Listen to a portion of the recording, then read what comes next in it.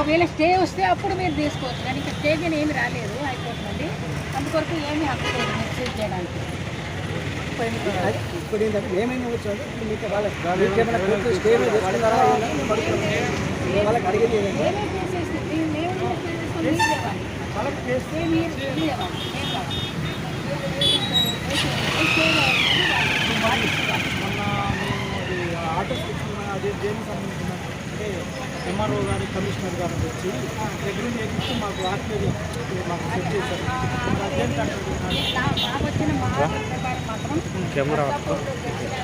చెప్పని పెట్టి జడ్జిమెంట్ ఇస్తున్నామని మెదక్ కోర్టు వేరే జడ్జిమెంట్ ఇక్కడ ఎన్నో హైకోర్టులో ఇప్పుడు ఎవరికి ఏమి ఇప్పుడు ఇంకొక విషయం ఏంటంటే మీరు కోర్టు మీదుగా ఆర్టీసీ నుంచి కోర్టుకి వెళ్ళారు, మీకు కోర్టు ఏమన్నా లెటర్ ఇచ్చిందా, నోటీస్ ఇచ్చిందా, అది వాళ్ళని జప్తు చేసి మీరు కబ్జాలో ఉండి వాళ్ళని కాల్ చేసి ఆర్డర్ స్టే తెచ్చుకుంటే రాలేదు.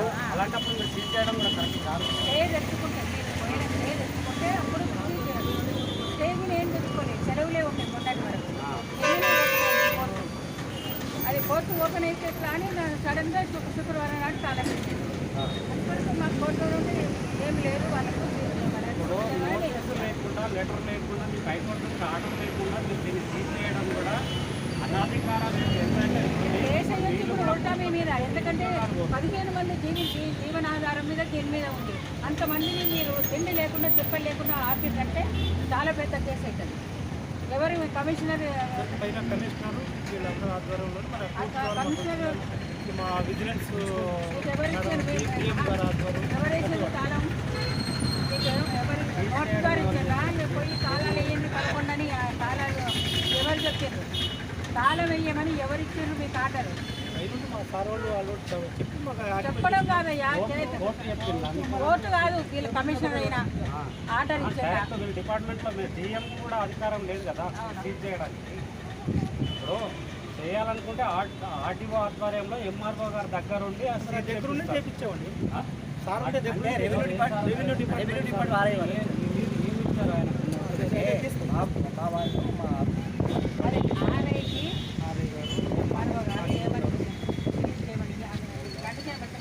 జడ్జిమెంట్ వచ్చింది కాబట్టి మెదక్ నుండి వచ్చింది కాబట్టి మీరు సీజ్ చేయండి అని వచ్చారా? ఏమి ఇచ్చారు? ఆ లెటర్ కావాలి.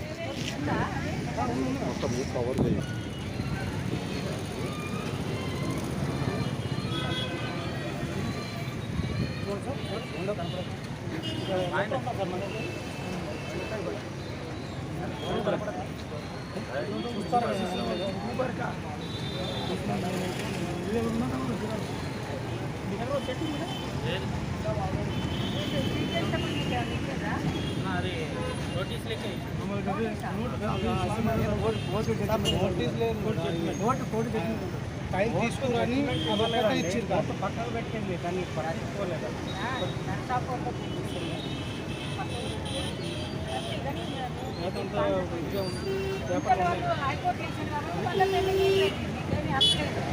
హైకోర్టులో కేసు నడుస్తున్నప్పుడు మాది పాస్ అయినప్పుడు అప్పుడే వేశారు వాళ్ళు ఇంకా రోడ్ పై కాలం దాని పర్పస్గా వాడు పై వాళ్ళ ఆధ్వర్యంలో మేము వచ్చేసి ఇంటికి వాళ్ళ తాళం వేసి మా తాళం కూడా వేసి వాళ్ళ ఆధ్వర్యంలో వెళ్ళి సీరియస్ వెళ్ళాము. అది జరిగింది.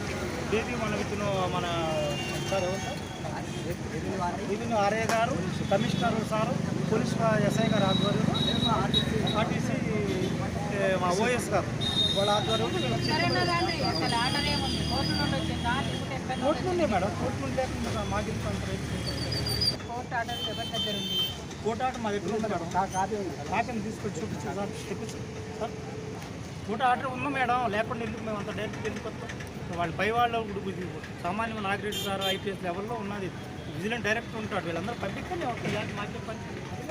ఎవరైనా సరే హైకోర్టులో కేసు నడుస్తున్నప్పుడు అప్పుడు లేదు మేడం, అప్పుడు తర్వాత వాళ్ళు వేసారు. అది ఎప్పుడు లేదు, కంటే ముందే ఇది ఆల్రెడీ 2000 మేడం, 25 వచ్చింది. వాళ్ళ తర్వాత మళ్ళీ ఆల్రెడీ వీళ్ళు అడుగుతున్నారు, తర్వాత వీళ్ళు వేసారు. సెలవులు అయ్యే వరకు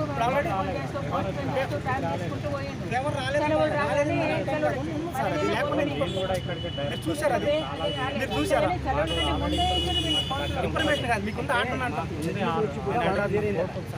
డిసెంబర్లో వచ్చింది. ఆర్డర్ లేని మన పోలీసు కమిషనర్ ఆర్ఐ గారు ఆర్డర్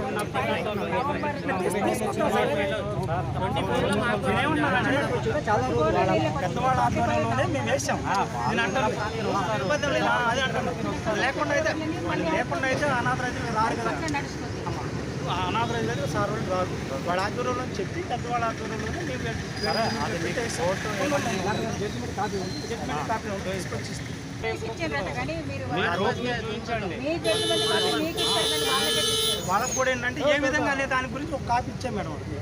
ఏ విధంగా చేసి కూడా ఉంది.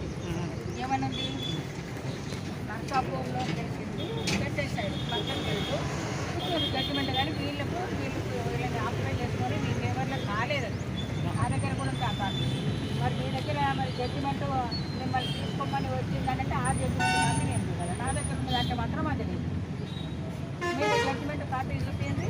అందులో దాన్ని బట్టి మనం ఏళ్ళ నుండి వీళ్ళు నడిపించుకుంటున్న దీన్ని వాళ్ళు బంద్ చేసిండ్రు, సీజ్ చేసిండ్రు. ఎట్లనైనా కోర్టు హాలిడేస్ ఉన్నాయి కదా అని వీళ్ళు బంద్ చేసిండ్రు. కోర్టు హాలిడేస్ మొక్క పెట్టుకొని మొన్న శుక్రవారం నాడు సీజ్ చేసిండ్రు. ఇదే కాలాలు నేను ఇదే అల్టిమేటం ఇస్తున్నా ఆర్టీసీ వాళ్లకు వెంటనే మీ దగ్గర